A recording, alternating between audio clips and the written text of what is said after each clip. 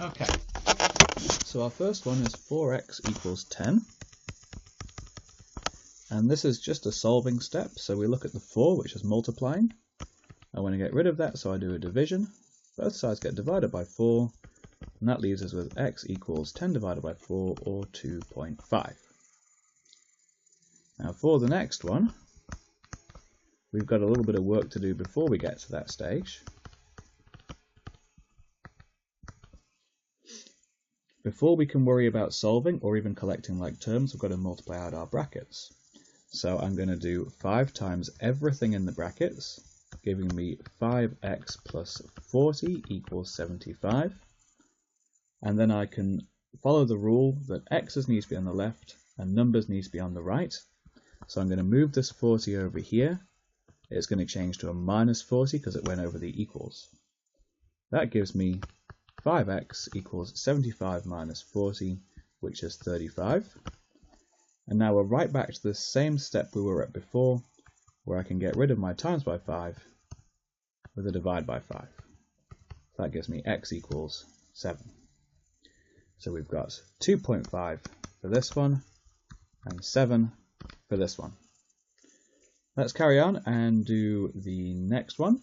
I'll get rid of all of this. So now we have a question where we have x's on both sides. This is nothing to worry about.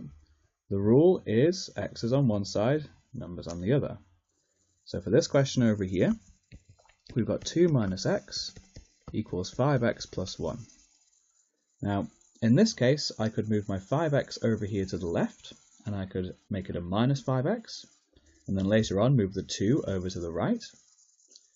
Or I could choose to move the minus x over here and the 1 over there. As long as the x's end up on one side and the numbers end up on the other, it doesn't matter which way you go. In this case, I'm going to do something a little bit different to my usual rule. I'm going to move my x over here, and that's to avoid a lot of negative numbers later on. So this x is going to become a plus x on this side, and this plus 1 I'm going to move that way, and that's going to be a minus 1 when it moves that way. So now on one side I have 2 minus 1, and on the other side I have 5x plus x. Doing the calculations, that's 1 equals 6x. If it makes you happy, you can write this the other way around, 6x equals 1. And then just like all the others, I get to solve by getting rid of that multiplication, and x equals 1/6. It is perfectly okay to leave your answer as a fraction, but obviously you can also put this into your calculator and it will give you a decimal if that's what you want. So here I've got x equals 1/6 for that one. Now the next question is going to work in very much the same way to the one I did earlier on. I have a set of brackets, and really before I can worry about collecting my terms, x is on one side, numbers on the other, I have to get rid of those brackets. So I'm going to multiply out these brackets, 5 times 3x and 5 times negative 6.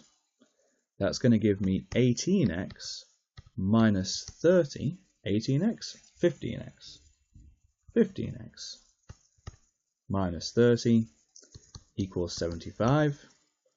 I'm going to move my 30 over this side, 15x equals 105, and that's going to give me x equals 105 divided by 15. Sorry, I should have put that step in there. Let's put that step in there.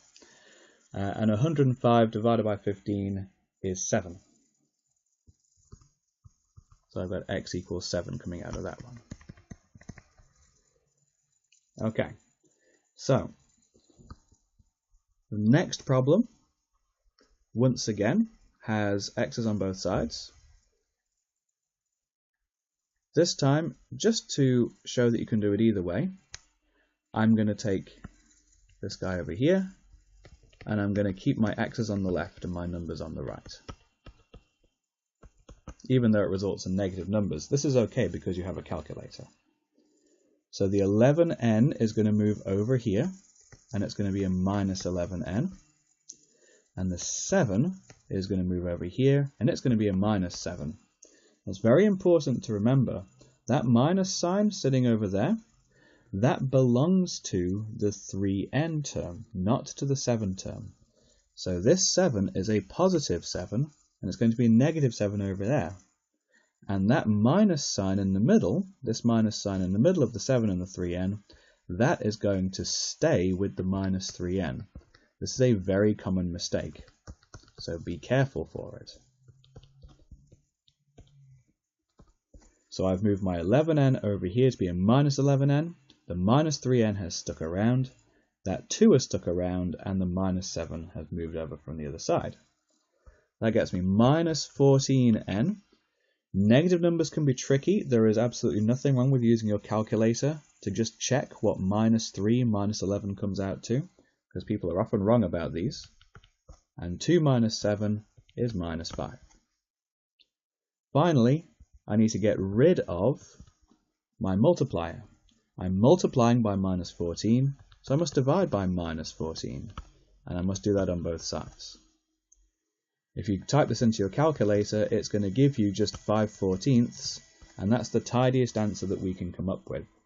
It's fine if your answer is some kind of fraction or decimal, that's okay. Now in the next question, in this question over here, we see something which we haven't seen yet on this worksheet, which is a fraction in our algebra. Now, just like brackets, we can't do anything with our collecting or our solving until we've got rid of our fraction. Now, this 5 down here, this 5, its job is division. Think about it. It could be adding or subtracting, or multiplying or dividing. And because it's creating a fraction, it's obviously dividing. And in algebra, the way we get rid of something is by doing the opposite.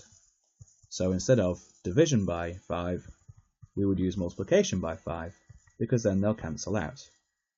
And of course, if I do it over here, I want to do it over here as well. So now I have p minus 3 equals 15, and then I just want to move that minus 3 to the other side, where it becomes a plus 3. That's going to give me p equals 18, and that's my answer. Let me just jot these answers down, and then we can move on to the next one. So, let's clear some space. Now this next one over here is pretty straightforward. We've done lots like this now. X's on one side, numbers on the other. So, let's take my magic marker over here and scribble that out. There we go. So for question 9, I'm solving 5x plus 4 equals 19 plus 2x. This one doesn't really have any of the traps in it that we've seen beforehand, so we can whiz through it quite quickly. I'm going to put my x's to the left, so this is going to be a minus 2x when I move it. My numbers to the right, that's going to be a minus 4 when I move it. And the next line will look like this. 5x minus 2x equals 19 minus 4. That makes 3x equals 15. I need to get rid of that times by 3, so I'll divide by 3 everywhere, and that gets me x equals 5. Nice and easy, hopefully. And the next problem, we've seen this before. We've got 4 times 7r minus 3 equals 128. I can't do anything till I've multiplied out my brackets, so that's going to be 28r minus 12 equals 128. 28r equals 128 plus 12, which takes us to 140. And then I need to get rid of my times by 28 with a divide by 28. And then obviously you would probably want to go to a calculator for this one, but I believe it's going to be 5, the answer to this one.